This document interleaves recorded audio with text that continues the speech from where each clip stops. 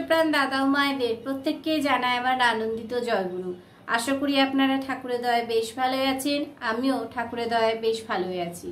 প্রত্যেক দিনের মতো আজও পরম প্রেমময় শ্রী শ্রী ঠাকুর অনুকূলচন্দ্রের নারী নীতি গ্রন্থ পাঠ করব এবং আমি যতটুকু বুঝি ততটুকু ব্যাখ্যা করার একটু চেষ্টা করব। আপনাদের কাছে আমার বিশেষভাবে অনুরোধ, আপনারা ভিডিওটা স্কিপ না করে অবশ্যই একটু শুনবেন এবং ভিডিও শেষে অবশ্যই কমেন্টস করে জানাবেন আমি যে যতটুকু আমি ব্যাখ্যা করার চেষ্টা করলাম তা সঠিক হলো কিনা।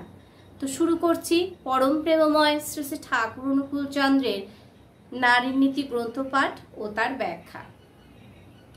বিবাহে বয়সের পার্থক্য। আজকের পাঠ হচ্ছে বিবাহে বয়সের পার্থক্য। যাহাকে প্রতিবরণ করিবার সম্ভাবনা আছে, যে মেয়েদের প্রতিবরণ করিবার সম্ভাবনা আছে তাদেরকে বলছেন, তাহাকে শুধু বন্ধুর মতন চিন্তা করিও না।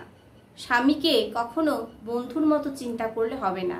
তাই ঠাকুর প্রথমেই বলছেন, যাহাকে প্রতিবরণ করিবার সম্ভাবনা আছে তাহাকে শুধু বন্ধুর মতো চিন্তা করিও না, বরং ভাবিও দেবতার মতো।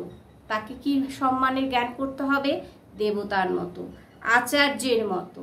ভাব ও বয়সের নৈকট্য মানুষের বোধ ও গ্রহণ ক্ষমতার দূরত্ব ঘটাইয়া থাকে। যদি ভাব এবং বয়সের মধ্যে যদি নৈকট্যই না থাকে, যদি সব একই বয়সের হয়ে যায়, তাহলে কিন্তু সেই দেবতার মতো আচার্যের মতো কখনোই সেই ভাবনাটা আসবে না। তাই বয়সের পার্থক্যটা একটু বেশি হওয়া উচিত ঠাকুর যেভাবে বলেছেন।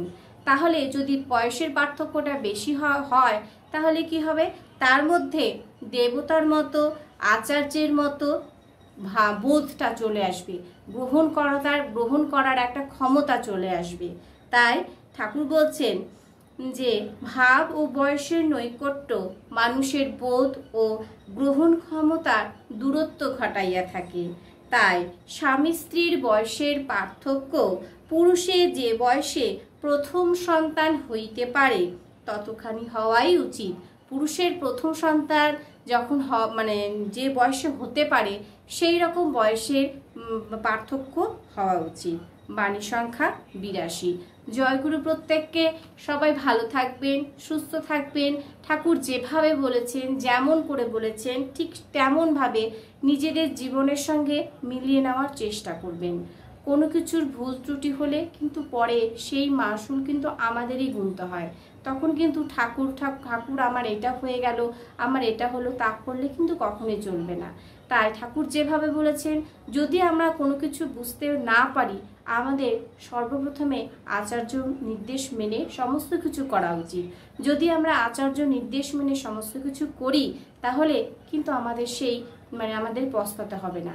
আচার্য যেভাবে বলেছেন, যে যেমন করে বলবেন ঠিক সেইভাবে পরম পূজ্যপাদ শ্রী শ্রী আচার্যদেব যেভাবে বলবেন, যেমন করে বলবেন ঠিক তেমনভাবে যদি আমরা এগোতে পারি, দেখবেন আমরা অনেক সুন্দরভাবে নিজেদের জীবনকে সুন্দর করে তুলতে পারবো এবং সবাইকে সুন্দরভাবে সাহায্য করতে পারবো। সবাই যাতে ভালো থাকে, সবাই যাতে ঠাকুরের পথে ইষ্ট পথে এগিয়ে যেতে পারে, সবাইকে কিন্তু আমরা সেই জিনিস বলতে পারবো। তাই নিজে ঠিক থেকে সবাইকে সুন্দরভাবে এগিয়ে নিয়ে যাওয়ার চেষ্টা করব। জয়গুরু। যদি ভালো লাগে ভিডিওটা অবশ্যই শেয়ার করবেন, আর যদি ভালো না লাগে তাহলে অবশ্যই স্কিপ করে চলে যাবেন। আর যদি ভালো লাগে তাহলে লাইক, কমেন্ট এবং শেয়ার করে পাশে থাকবেন। আবারও দেখা হচ্ছে পরবর্তী আরেকটি ভিডিওতে। জয়গুরু।